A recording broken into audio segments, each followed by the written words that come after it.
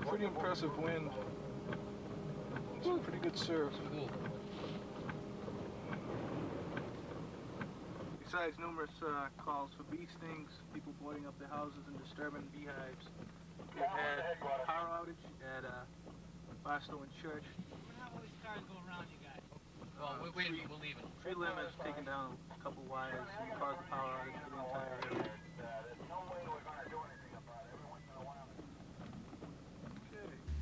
It had been decades since a full-force hurricane attacked this area. Hurricane Bob formed quickly. In fact, it was only 3 days old when it slammed into southern New England. Feeding on the warm waters of the Gulf Stream off the Carolina coast, Bob strengthened to a Category 3 hurricane, but weakened as it accelerated northward over cooler waters. Storm-tossed waters rose 12 feet above high tide mark in Mattapoisett.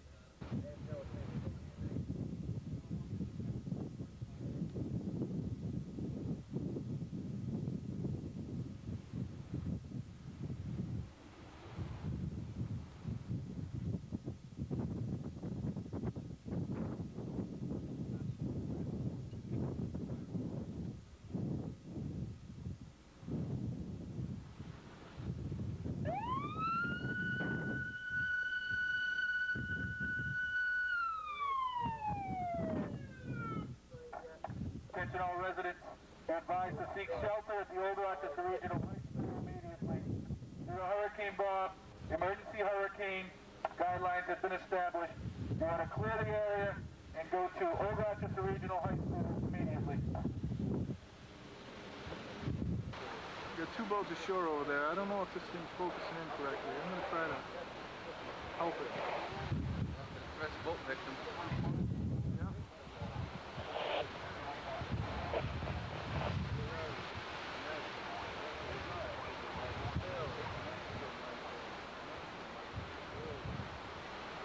Down Harbor Beach. This is just the beginning. You're just getting the first signs of the waves and the wind. No rain yet. And the time is? 12:15. The 11:25 Euclid Ave on Hollywoods. Having trouble with the focus, and I hope it clears up for you people on the video. What you do is front.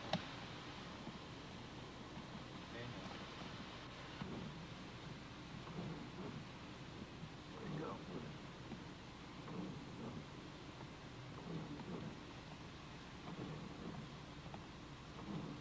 We'll be back.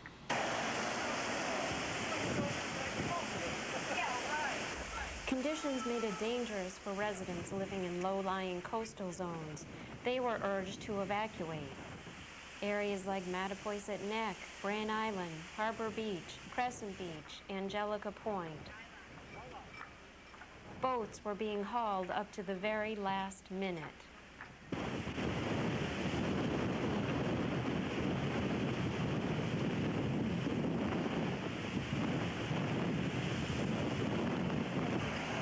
These are the boats being hauled out at Mattapoisett Town Wharf. All the larger boats were pulled out by Brownell Boat Works. There were a number of smaller boats pulled out on private trailers.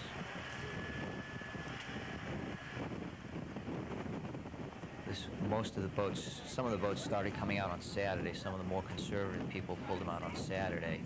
But really it started on Sunday in earnest. Most of the boats were pulled out. One of the big problems they had as the storm built on Monday was the strong winds made it very difficult for people to get their boats onto the trailers.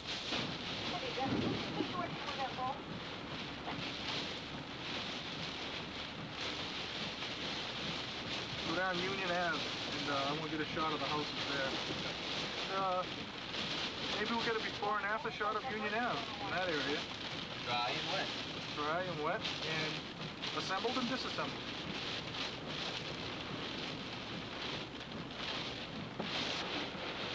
Okay, we're on Island Street, heading south east, I guess, is what Island Street runs. Negative.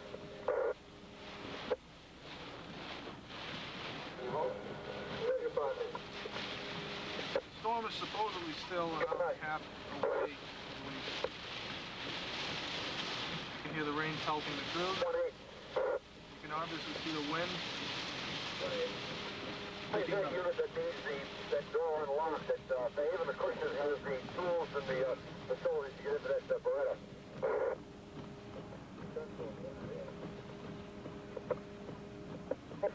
I didn't talk to you with the partner is Mach from the sheriff's office. It's not last or, you know. Right, hand officer McGee. Go ahead, Chief. You know your truck is down a walk. Come back, Chief. You know your truck is down a walk. Yeah, in front of my father has it. They're still pulling one more boat.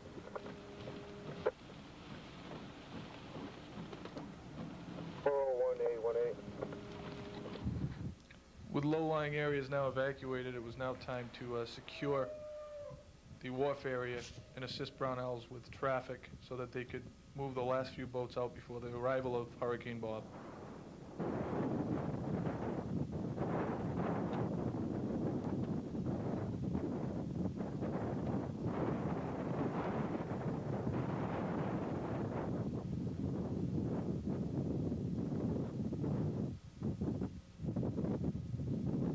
Where's the eye gonna hit? Newport, I heard? Okay, if it's on the line, there's nothing we can do, but I'll take a run down there We're because I gonna got a get crew killed. down there. I think when they We got just a showed that line. in the town. Look it up. Do you have a blue light from Packer? Okay. We can get it. 402 Lane. No. Okay, we have almost half a tree down right across I the got a line second road at one. number Yeah, 140. I got it. That's why I'm using mine. The southbound lane is completely Yeah, blocked until I off can in three change the area, quarters I got all the dead. of the northbound lane.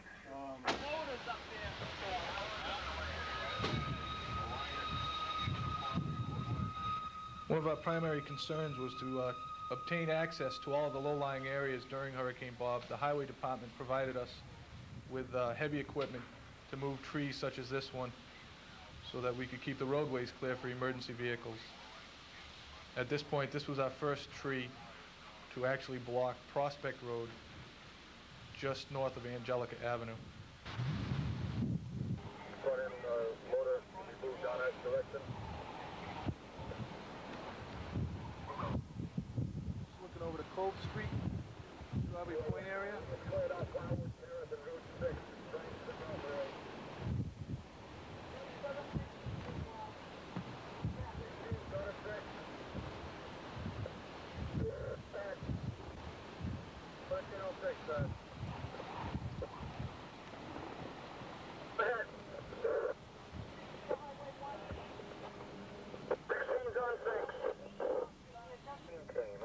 This is down Point Conant, yeah, mental block. Wind's blowing pretty good here. And this area of Point Conant was a fine example of Mother Nature's strength. The boulders that you'll see occasionally on the right were later placed directly in the roadway or to the left of the roadway. Some of these boulders were the size of cars, and took quite some time to move these boulders back into their original places. As you can see, the wind is picking up, and the ocean spray is pretty much horizontal at this time.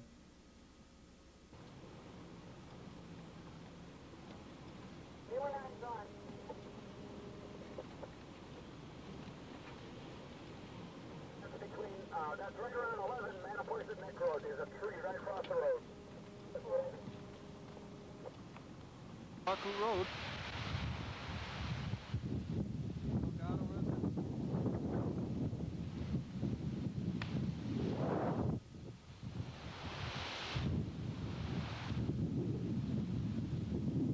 We lost a pretty good one at our house too. My favorite.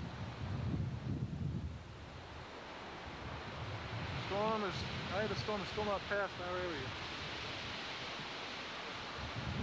Looking down over the water, we now have a tree where we had parked the cruiser late earlier. And that boat's still hanging on to its mooring. I can't believe it. Just stare around these trees and getting bounced around. 16 to 119. I'll handle that. I'll take that. And hang on, stop there, Joe. At Bryan Allen Road, Route 6, it's across the road. Somebody has a very good mooring here. This baby's just holding on tight. Feel like the cruiser shaking? isn't as much me shaking as the car shaking. This is a cable wire, and we just snapped it and pulled it up to the side of the road.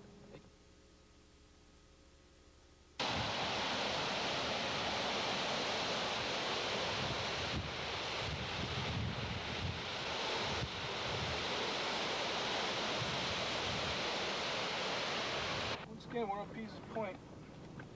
Charlie, This is the walkway here.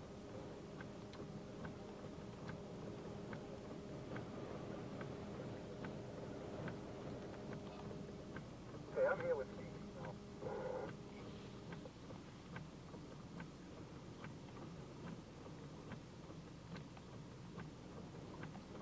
Pretty impressive wind. It's a pretty good serve.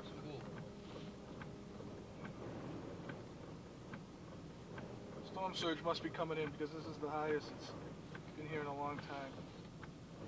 And it's not high tide yet. It's 3 hours from high. 2.5 hours from high. 21 at 22.5, the MO2 just shut off the truck.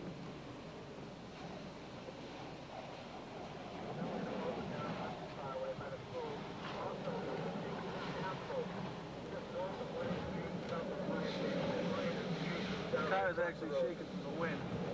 We're sitting still. Get these sprays over here, that's cool.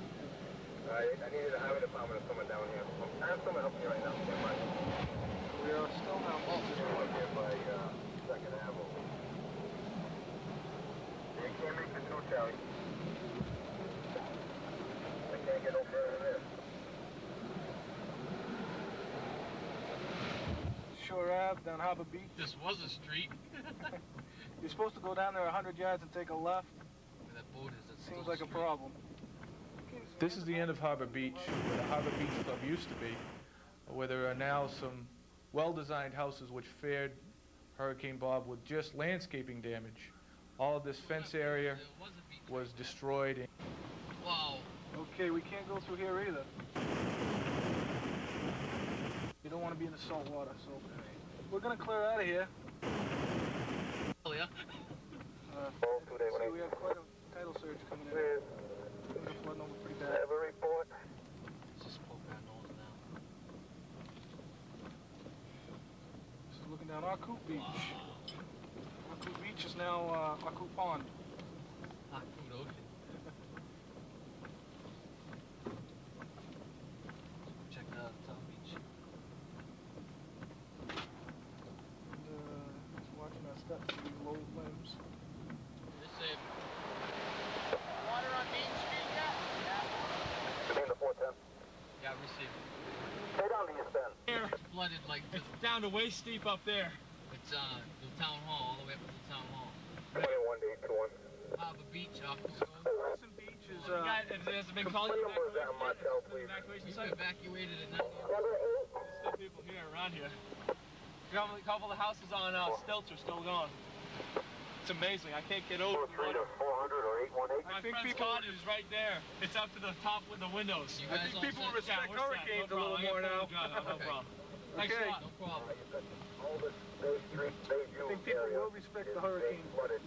Has everyone been moved? This is Crescent Beach, I've been in window guards. I don't know if they got out. right around the bend. Okay, this is what we call a tidal surge. That truck is where we were 5 minutes earlier. And we were in dry land, well, It's coming on the side. rain-soaked land, and now we're getting tidal surge behind us here. So we're backing out as quick as we can because Mother Nature does not want us here. It's pretty obvious at this point. This area of Angelica Ave runs parallel with Crescent Beach, and it's approximately 200 yards to the shore. The tidal surge is now working its way up. It's now moving up the roadway towards us. Joe, check the rear window, make sure we're not going to get blocked in. Okay, now this is all just seawater. The tidal surge is just picking right up. Look to your right, Anthony. Look at it, how high it is. Yeah, I can't What's over you when they... And it's just coming up. Also, get a hold of Jackie DaCosta. The nursing home needs somebody to start the generator. If not, maybe somebody from the fire department can do it.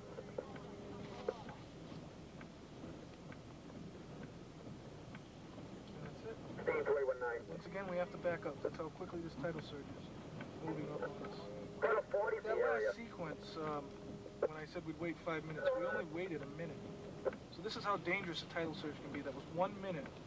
The water had increased in depth by about a foot.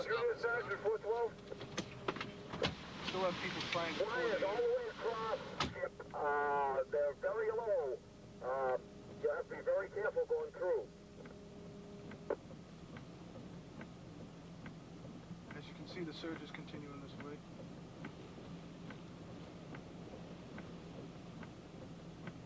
You go by 195, you'd be better off, Skip. Just to give you a point of reference, that street sign up there, that's Wendell Street. That's where we were 5 minutes ago, and it was bone dry. See the house moving across the roadway? Say bye-bye. It's a houseboat, if I've ever seen one. 419, House seems to want to follow us. It's coming our way. Impassable.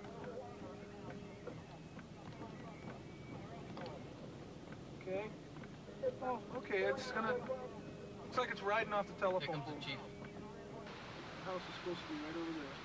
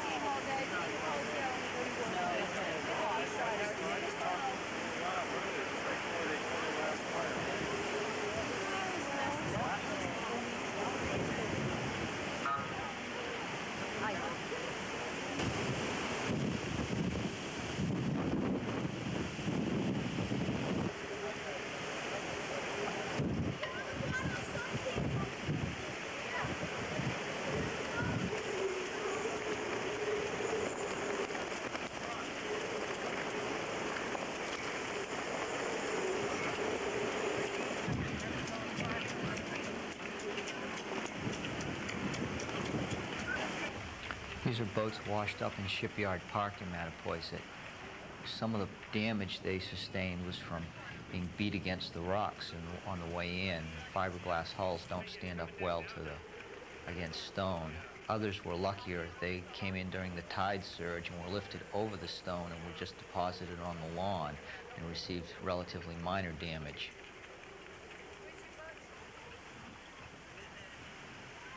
The park and the wharf sustained quite a bit of damage from the high storm surge. Washed out parts of the lawn and a lot of the surface of Long Wharf.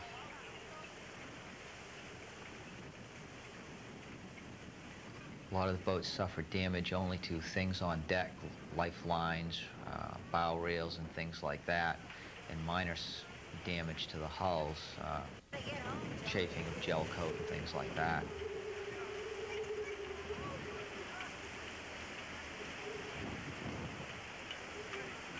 These boats, the hulls remained relatively intact.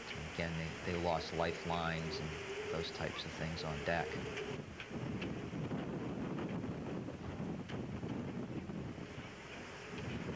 This boat out on the end of the Long Wharf, the mooring tangled up on the end of the wharf, and the boat received relatively minor damage, even though it looks like it's up against the dock.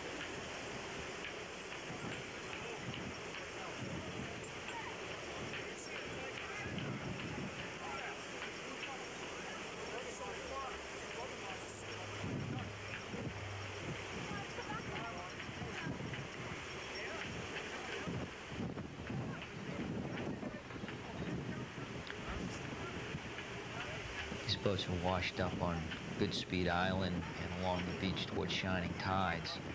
The town's floating docks, they remained relatively intact. They suffered minor damage.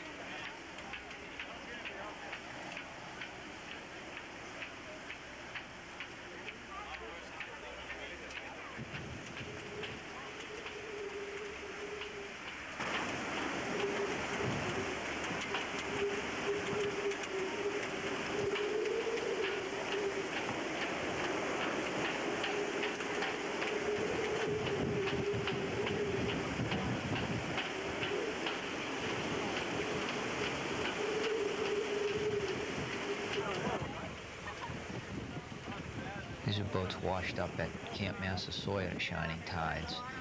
Most of the boats that washed up there received less damage because the beach there is pretty sandy.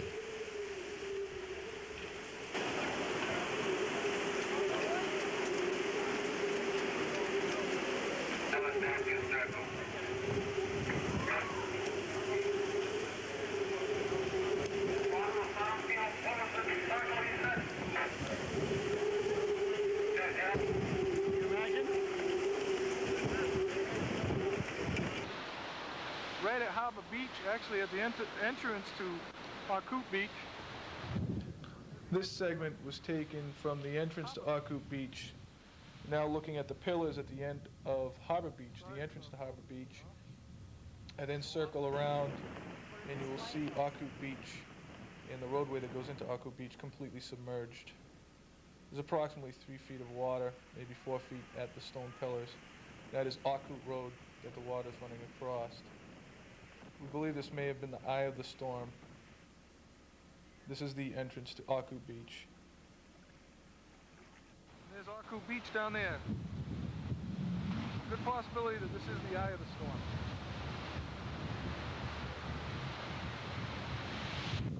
That's looking down into Arcoot Beach.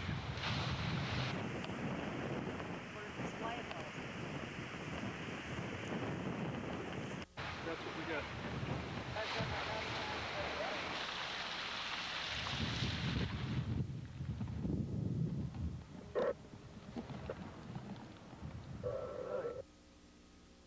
Skiffs and debris litter the roads in Harbor Beach.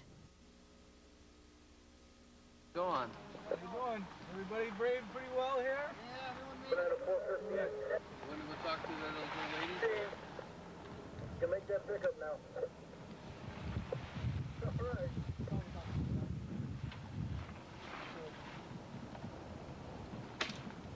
Boys, then Berkeley's office will be open for the patient for passers to get back to the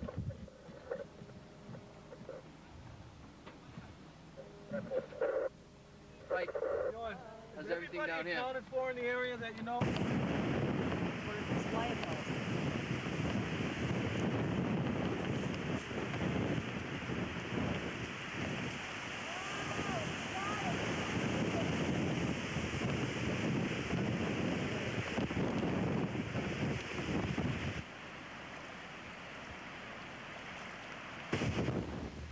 These boats are washed up on Shining Tides in Mattapoisett. As you see shots of the beach, you'll see that most of the beach here is sand. Boats that washed up in this part of the town tended to receive less severe damage than boats that washed up in the center of town and had to do battle with sea walls and granite piers. This is a sailboat Spray washed up on Shining Tides.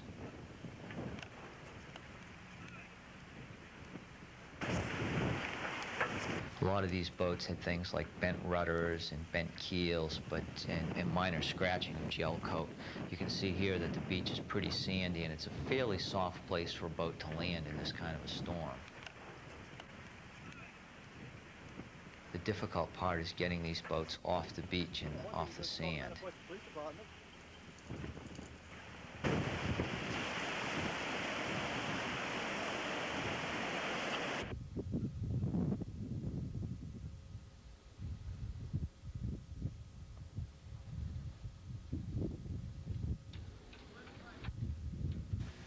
Boats that came up here on the wharf did not do as well as boats that came up on the beach. The boats here were banged against the granite docks, did not fare well.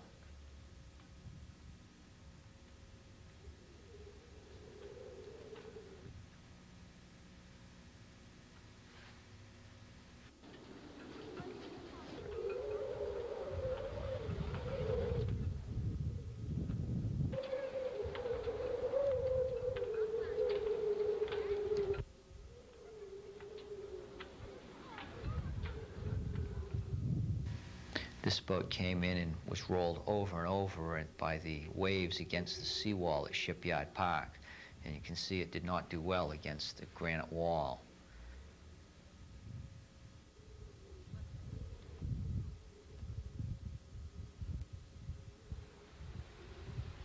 This section of town has a lot of seawalls and private wharfs that are all granite. Most of the boats that came in these areas suffered severe damage.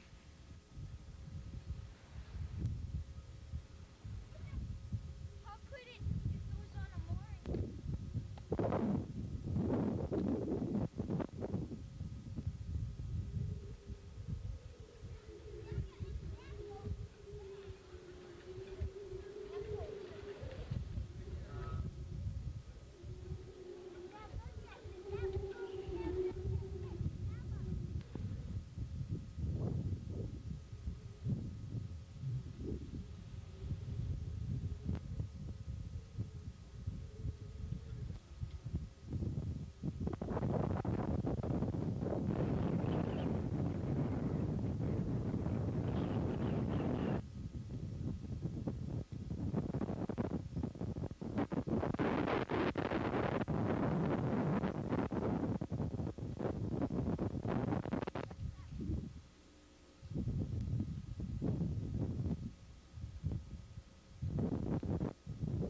The view is east, and this is before the storm got started, really. And now that tree is starting to get engulfed with water. The tree survived. That wall did not. This is the beginning of the surge. Here is the pound that wall took as it broke up. The tree, as I said, survived.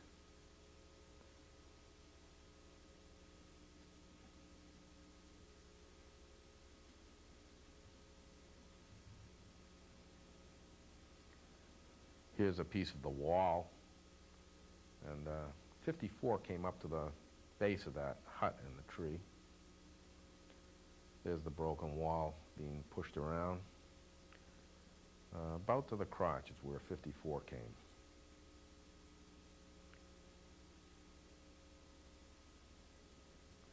This is the Bailey residence up the street. The water eventually came to where they're standing. They're looking east. To the left is the Katea residence, which is on posts and survived the storm. There it is. We didn't get as much wind and water on the next side as they got, of course, over on Crescent Beach. There's that tree again on the broken wall at low tide after the storm. And here's a view looking the entire length of the beach, showing Katea residence in the background. That tree is alive. I'm not quite sure why. I see that rainbow right there. That house.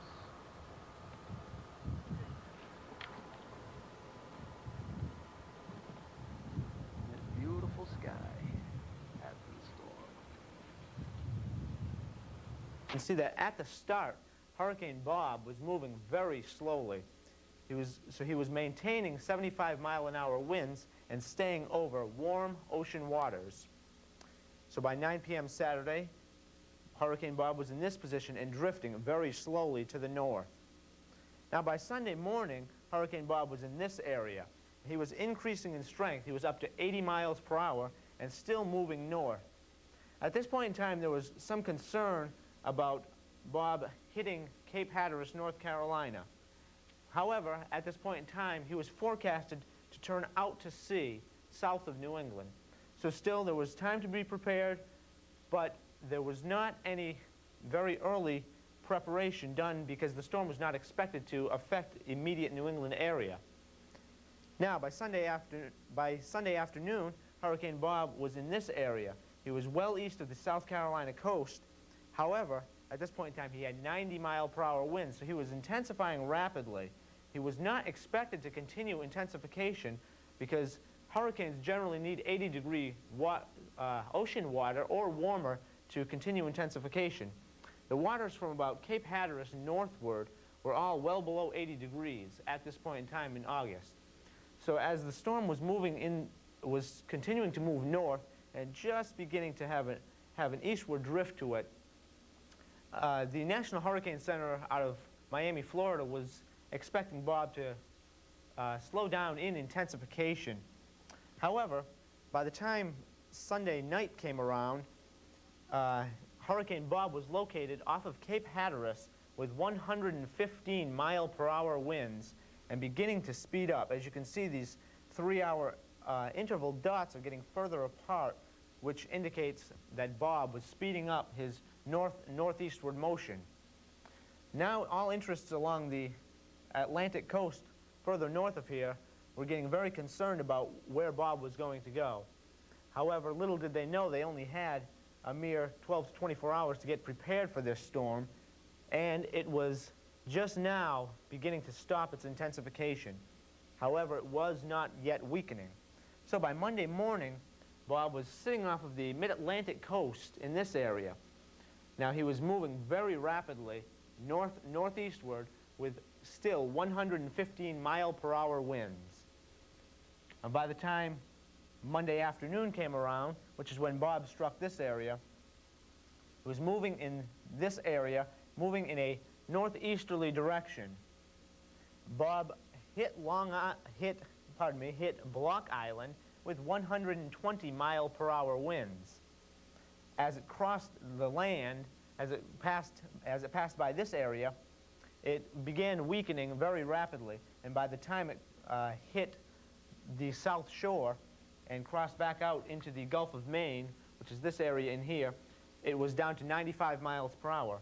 However, the reason this area got hit so hard is because the eastern side of Hurricane Bob was its strongest side. And as you can see by this track, it crosses just to the center of Bob, crosses just to the west of us.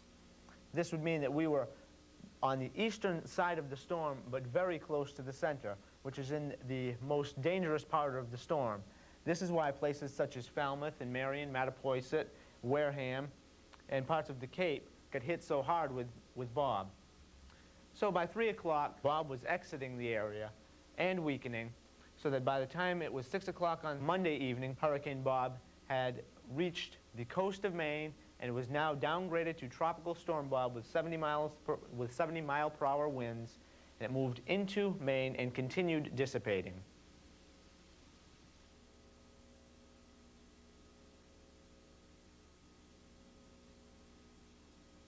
The morning after, the dawn of a new day, the day when many would discover the devastation that Hurricane Bob inflicted on this area less than 24 hours ago. Town Hall withstands another hurricane. Water came up this far.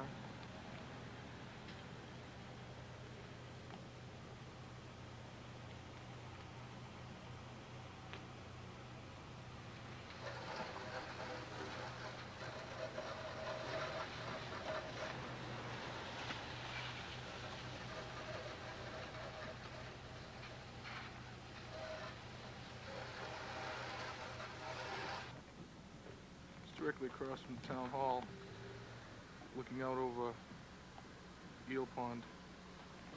People have some new guests in their backyard.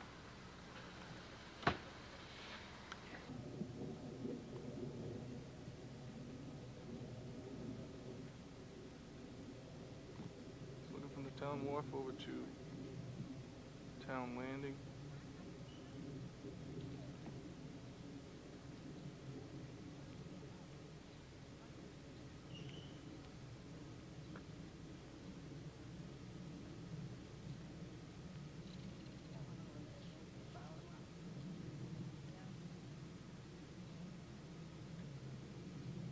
Island.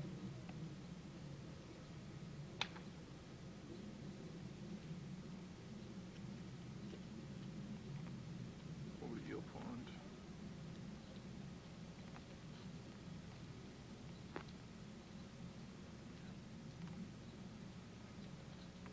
And up Main Street to water.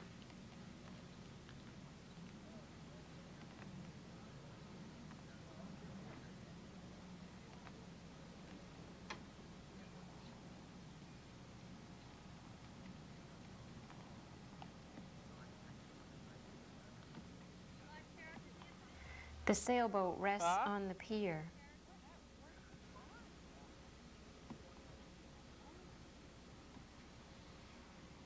Fish in the sky still flies. People are out surveying damage. We'll take a panoramic view of the harbor and show the damage along the shoreline.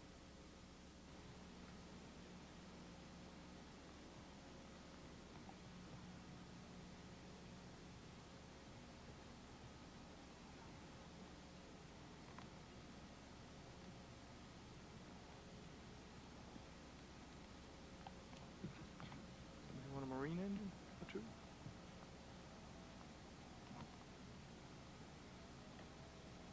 Shipyard Park was damaged by floodwaters and high winds. A half acre of the lawn eroded. 200 feet of rail fence was destroyed. The light posts, benches, and flagpole were ruined.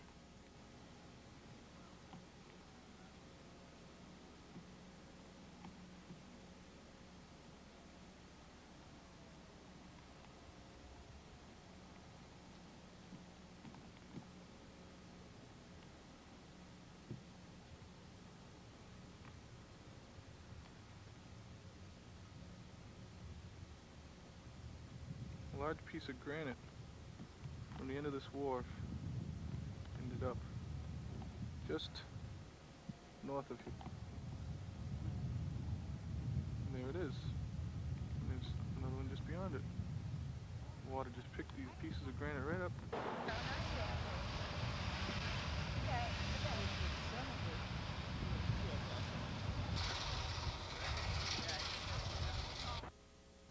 This is Long Wharf in Mattapoisett. It sustained the most damage in the hurricane. Cost approximately $100,000 to repair this wharf after the hurricane, and is mostly back together now.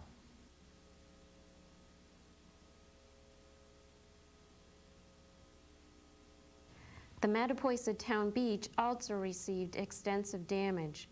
3/4 of an acre of the beach washed away during the storm.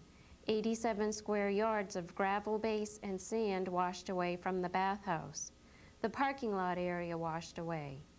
And 695 feet of 4-foot-high chain-link fence, which surrounds the beach, had to be replaced. Damage at the beach came to $17,549.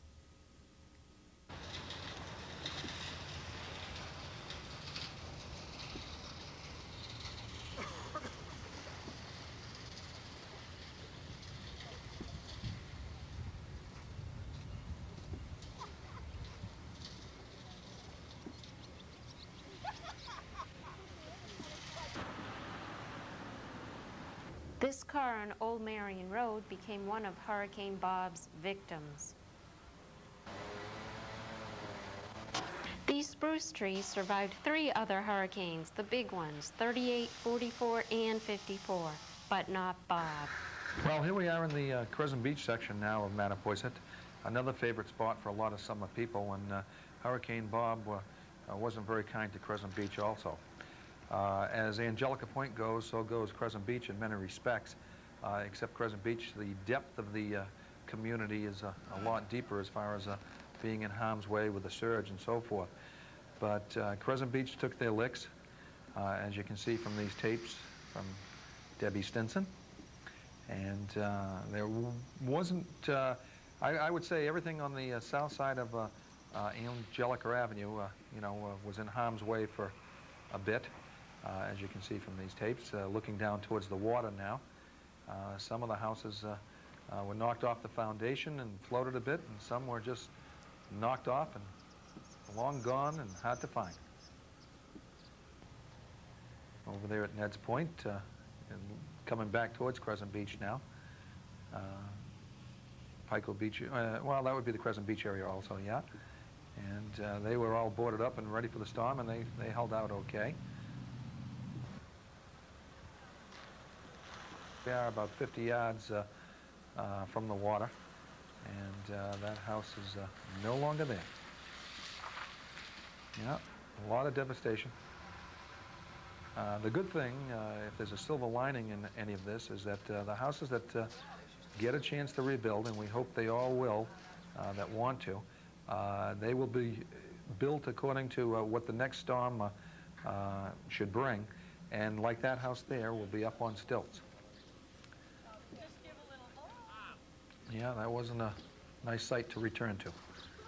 That's on the beach area there at Crescent Beach. That's down on Union Avenue, down in the Don Blanchette territory, and they lost 3, 4, 5, or 6 of them right there in a row, and they were knocked back about 75 yards into the vacant lots and back. Again, looking at the houses up on stilts, there's a minor damage to them, but they were probably back in business within the month. And the flag had a tough time. People starting to rally around, so to speak, getting the repairs going.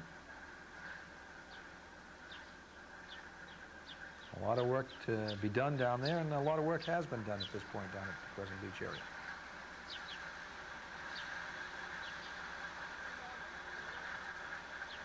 Crescent Beach was hard hit.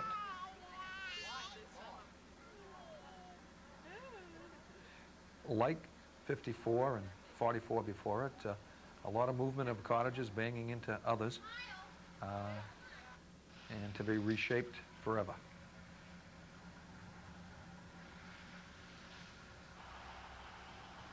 For a storm that was really only upon us for about half an hour, 45 minutes, as far as the damage, the main damage, it was a powerful little storm. Caused a lot of damage. That's Crescent Beach again also. One of the side streets there, I couldn't make it out. Island Street, we're on Island Street, I guess. Yeah, they were hard hit down near Pine Island Cove.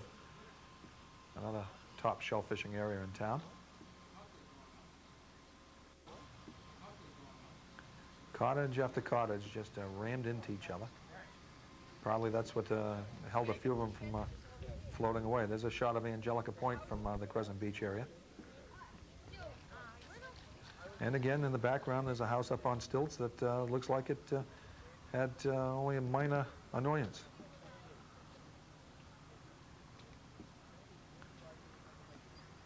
The accumulation of debris down in that area obviously was pretty heavy. There's the Mach, and you'll get a good shot here of what's out there.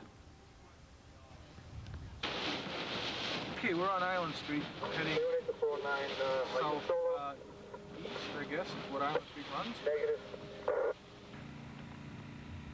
In the cruiser, driving down this street, in a heavy rain, maybe a little obscured in the video because of the rain, but we were heading down this street towards the cottages that are off in the foreground.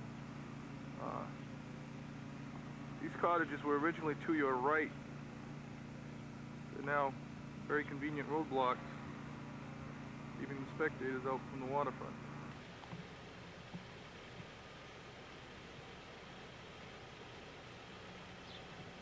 This is 1 block down from Island Street. There were cottages right at the end here, looking off over the water. Those are all basically debris and remnants of the cottages that were up the road.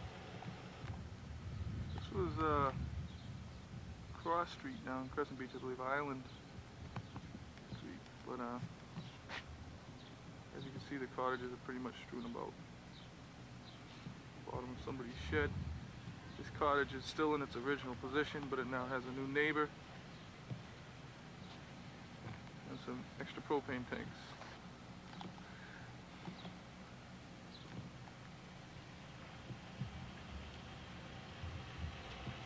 Travel down, you'll notice the cottage has been all twisted and demolished, and everything's pretty much off its foundation in this area.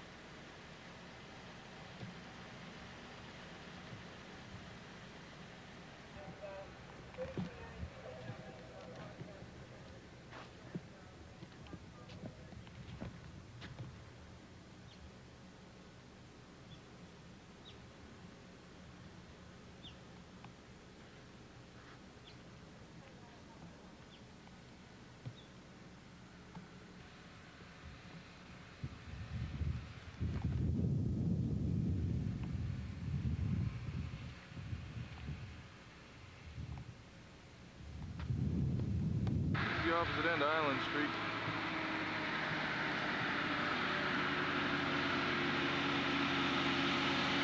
Now, early in the video, traveled down this roadway. There's the south. They're headed south.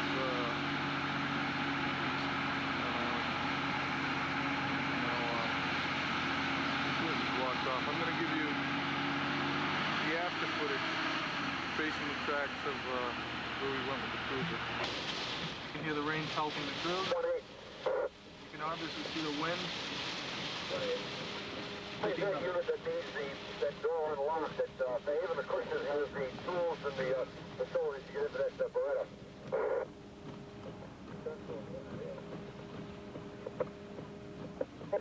I didn't copy with the partners, Mach and the sheriff's department.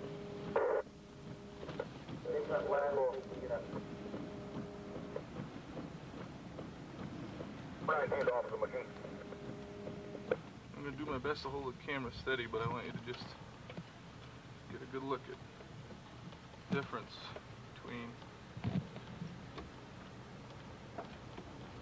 two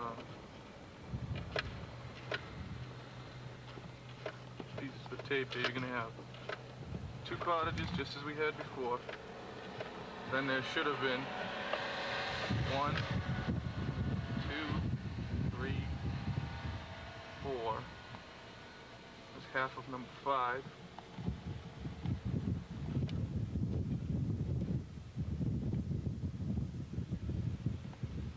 This is more or less the same route we took with the cruiser.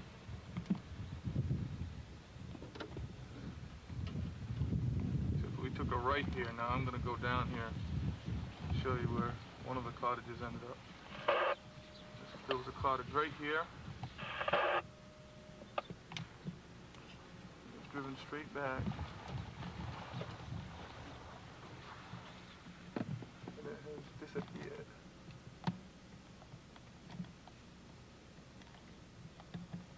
Remember the shed from earlier videos also.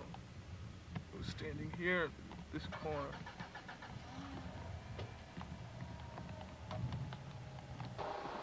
Okay, here we are coming down Angelica Ave, and as you can see, it's again, it was the resting place for a lot of fond memories of the summer residents in town, both from the Crescent Beach area and the Angelica Point area. This cottage belongs right about there. Those are the concrete, the brick footings around the cottage. They're like pillars for a walkway. This is Crescent Beach still. We were down here earlier in the cruiser.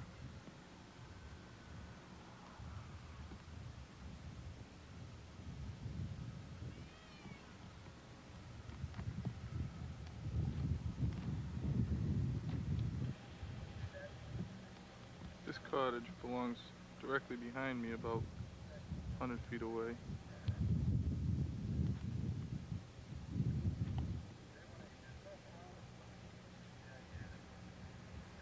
Where this gold Cadillac, the yellow Cadillac Eldorado is where that cottage belongs.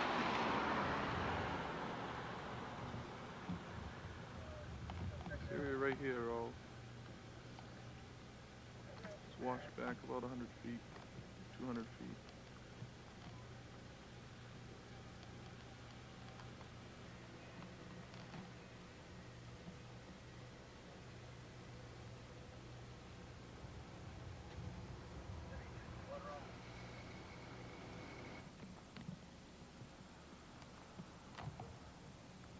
Belongs down the end of Wendell Street. Right at Harbor Beach, actually at the entrance to Harcourt Beach. There's the entrance.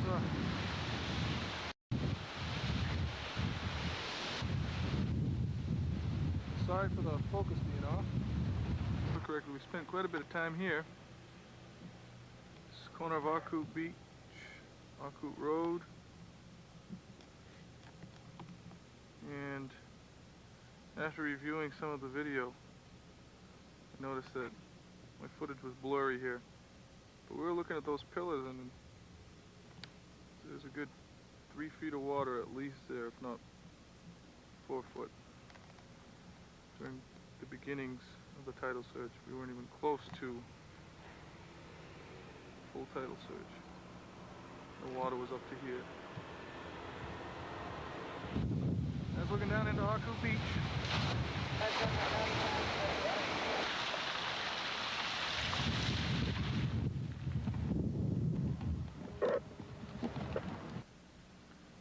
Somebody's Jeep got pretty well submerged. It's down Harbor Beach now.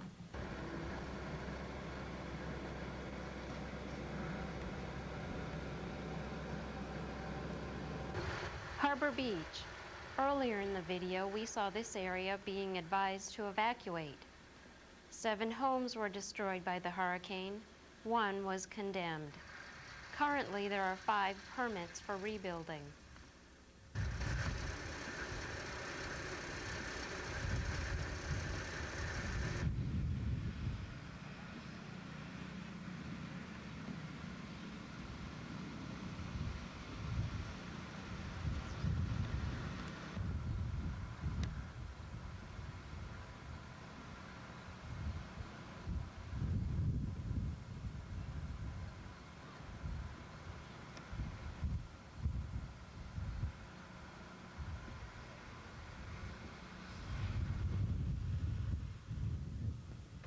From the back, this house looks just fine.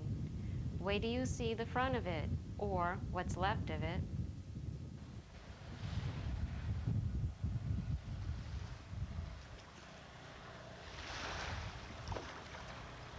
Well, I guess from where I'm standing right now, we had the water come up to about here. You can tell from water lines and stuff. And there's a shed that was on the other side of this house, and it's gone across the street. It's upside down. And there was a propane tank on the other side of Mrs. O'Brien's house here, and that was blown right into the basement of my grandfather's over here. And storm glass windows out in the water here. Everybody evacuated from the coastline here, and they moved up a couple blocks up or up to the old Rochester High School. And that's where I went for about 4 hours, and then we came back. And there's about 6 houses down there came off their foundations, but nobody got hurt, so that was the important thing. And just a lot of cleanup, you know, a lot of damage. Looking at Harbor Road on Harbor Beach.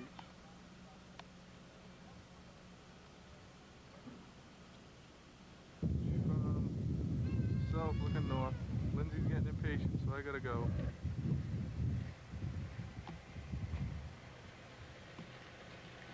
The wood cottages here.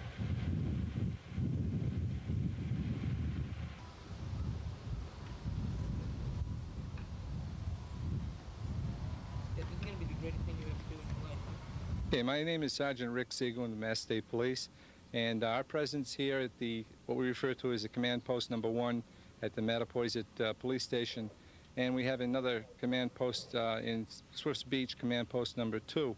Our presence here is to assist the local towns from Westport to Bourne with the disaster that's occurred, and to prevent looting and any other vandalism that may occur.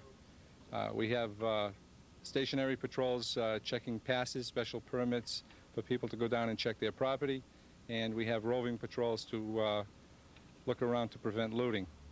We here at the command post are basically a communication center where we have radio and telephone communications with our headquarters, with the officers out on the different roving patrols and the checkpoints, and also we have communication with the different departments that we're working with.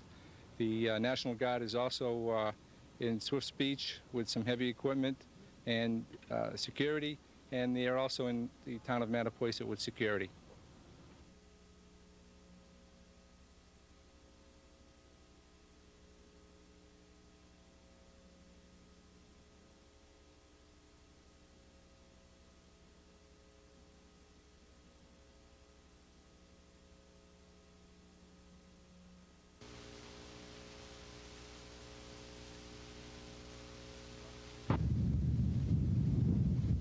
Well, here we are at Angelica Point, Mattapoisett, undoubtedly one of the hardest hit areas in Buzzards Bay from our old friend Hurricane Bob. What was once 28 cottages, 7 remained after that day last August. As we go down through the beach, and the back of the road, you notice that the cottages in front that are still standing were ones that were vintage 1975 or so. They had the chance to make it through the storm, obviously because they were built at a higher elevation. The other cottages, as you can see in this tape here now, being about 3-4 feet off the ground, there was no way that once the water got to porch level or door level, there was no way that those foundations were going to hold. This happened to be around 12:30, 1:45, I believe, on Anthony Days' watch this day. And, of course, you can now see what was left as Anthony returns. The shame of it is that for the cottages that remained, it seemed like almost an easy storm to survive. The water just went right under, right around the foundation, whereas, again, like I said, the cottages that were down low, all they had to do was just wait and take the brunt of it. It wasn't a good day for Angelica Point. Angelica Point historically has been through many of these hurricanes, 38, 44, and of course 1954 Hurricane Carol. And since then, when rebuilding in 1955 started, since then 10, 15, 20 of those places that have been down there quite a while managed to always survive some of the severe tropical storms or the tail ends of the hurricanes or the near misses of the hurricanes, as well as a few winter storms from time to time. As you can see here, this day, a couple of days after the hurricane, it was quite a beach day. Unfortunately, the people weren't there to enjoy it. Hurricane Bob, I would say, was basically on a par with Carol as far as not only the movement of some of the cottages that were built years ago, but basically where they ended up. Back in '54, I can remember most of the cottages ended up over near the Crescent Beach Road, and basically, again, this is what happened during Hurricane Bob. There's a house that was built there about 10 years ago up on stilts and relatively untouched. Again, the marsh area and the woods caught a lot of the debris, the roofs, the few boats out there that came in from out near Point Connet. And of course, now that house there, that was a concrete house that Mother Nature just broke apart. Of course, nowadays, with the type of building that is required in the flood zone, the hurricane foundation, a house built to code, they have more opportunities to ride out these storms that come our way every so often. Right there, you're about the middle point of Angelica Point. From there on, we lost about 10 cottages from there. But like I said, altogether, it was 21 out of 28 we lost. And remarkably, the ones up on stilts, obviously showing the way that that's the way to go in the flood zone area.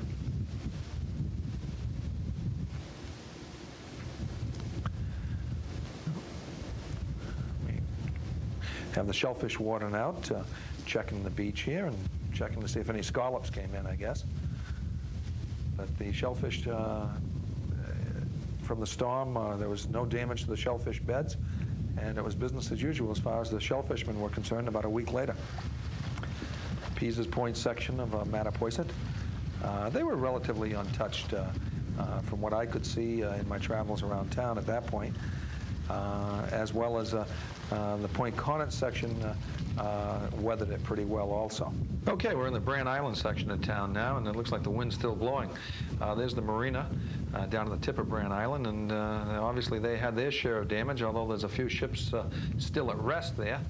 But from what I could gather after the storm, they did take their hits down there too.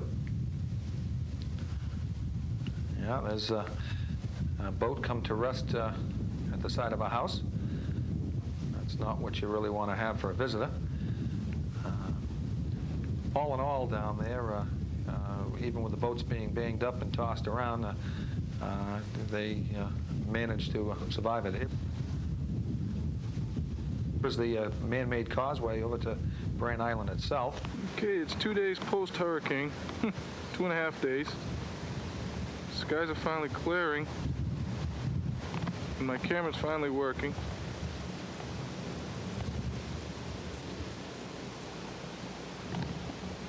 And it just happens to be my weekend, so I'm not on duty.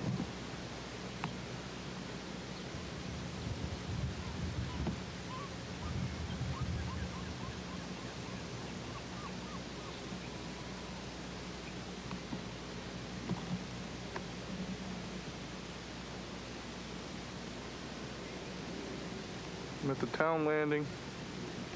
I'm panning from the northwest to the northeast to the east.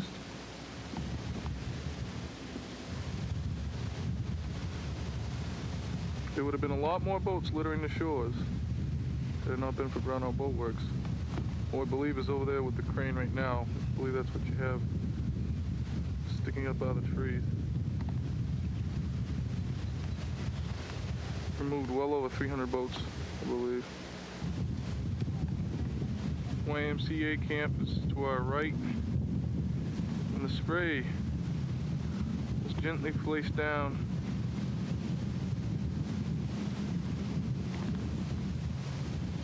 On the grass here, mooring and all.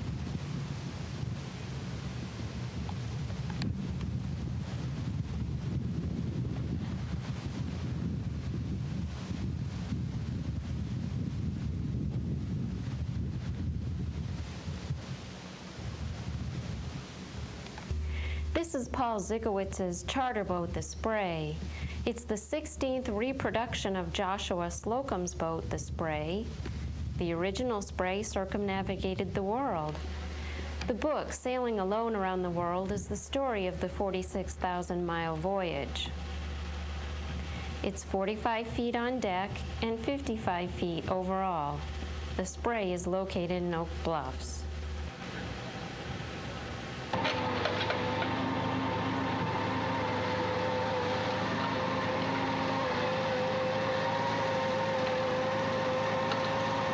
Eventually be placed right here, gently placed on this trailer, given an air ride, transport to wherever it'll be repaired or salvaged.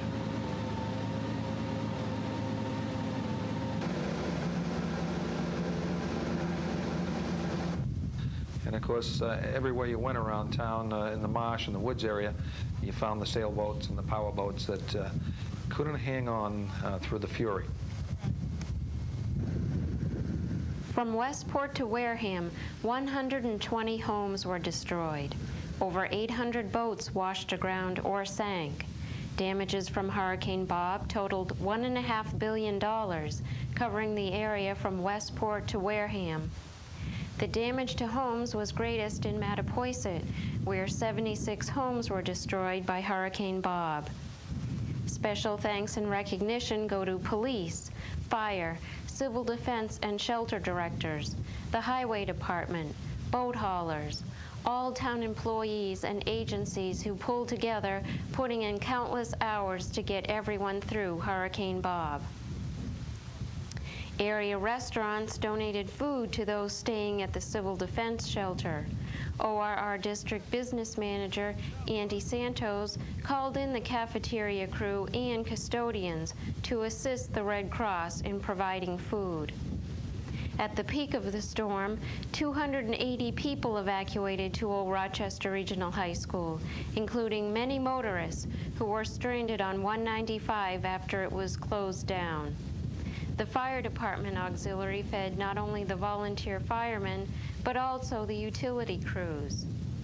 The Red Cross provided food and vouchers for residents of the hardest hit areas in Mattapoisett, Angelica Point, and Crescent Beach.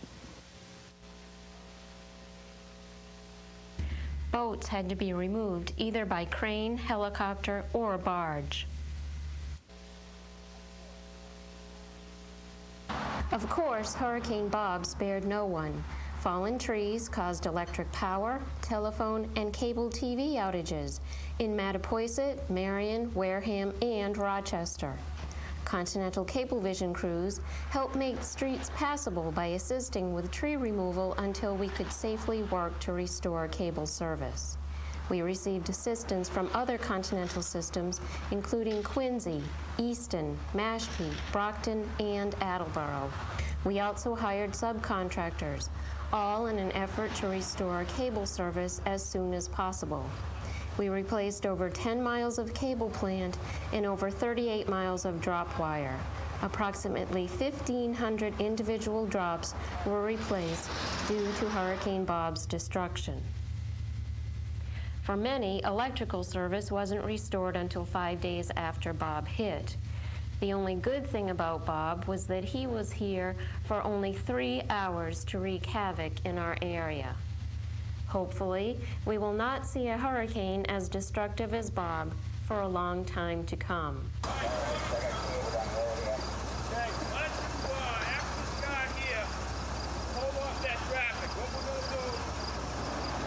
Well, here it is, the end of August of 1992. Hurricane Bob is long gone, and the rebuilding process here in Mattapoisett is underway. I'm sorry to say that the process is not going along as fast as everyone would hope or would like it to. The reason being, we have hit a wall of bureaucracy at the state level that is just mind-boggling. Granted, there was a devastating storm that came through with Hurricane Bob. Property was lost, damaged, and so forth. However, the opportunity is now there for these property owners to build back a house that is much better than what they had before. When I say much better, I mean specifically a hurricane foundation out of harm's way, a house built to code, and septic systems that are probably 1,000,000 times better than what existed on the morning of August 19th, 1991. When you couple our experience now through the Crescent Beach and the Angelica Point area, there's sporadic building going on, but again, there are more people waiting than actually building. Over at Angelica Point especially, there was a couple of us that got through before the end of December 1991, and then, oh, by the way, as of January 2nd, 1992, the government, or the state government, in only the ways that they can work, changed the rules and have made it difficult at this point for people to get going. At this point, if you look around into some of the areas that were hit hard, such as Angelica Point, Crescent Beach, if there is a holdup, it is because the Department of Environmental Protection is looking at different ways, different scenarios to improve the septic system capabilities of these properties. We're hoping that the engineers that are working with the state on behalf of the people are close to making a breakthrough. On the other hand, when you compare this storm here, Hurricane Bob, with what has happened to the devastation in Florida with Hurricane Andrew, obviously the comparison, there is no comparison. Hurricane Andrew was 10 times stronger than, let's say, Hurricane Bob. However, in many respects, the people are faced with the same problems. The people that lost their property in Hurricane Bob, as in Hurricane Andrew in Florida, want to get going, they want to get rebuilt, and it should be a win-win situation for everybody, meaning the people, the town, and the state environmental people. The big difference between Andrew and Hurricane Bob is that the people in Florida probably will be building new houses within within 2 months. Once they get organized and they get the debris up and the government gets down with their low-interest loans and benefits and so forth, Florida will be rebuilt long before the final stages of rebuilding here in Mattapoisett occurs.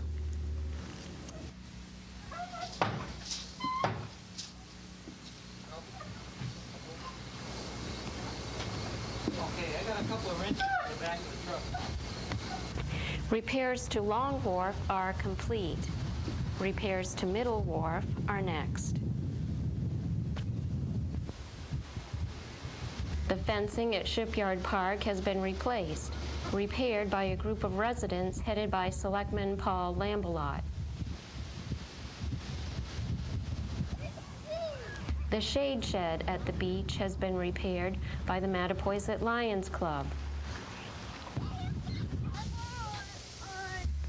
Things are getting back to normal.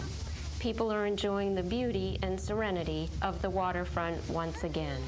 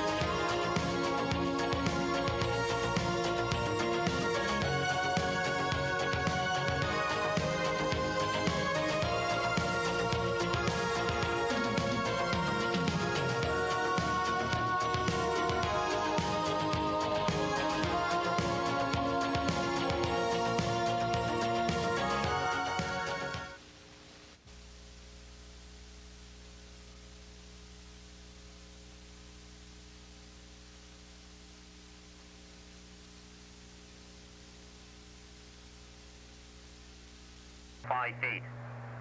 Nantucket Shoals, northeast, 14 knots. Air temperature 62, water temperature 64, average sea 5 feet. The Buzzards Bay entrance tower, the wind northeast, 9 knots. Air temperature 68. At 8 p.m., the following Coast Guard coastal locations reporting. All stations report visibility unrestricted. Gloucester, the wind east-northeast, 5 knots. Boston Light, southeast, 4 knots. Scituate reports calm. Chatham, north-northeast, 8 knots. There are no other current reports available. At 10 p.m., Boston's current weather, partly cloudy skies, 65 degrees. Relative humidity, 97%.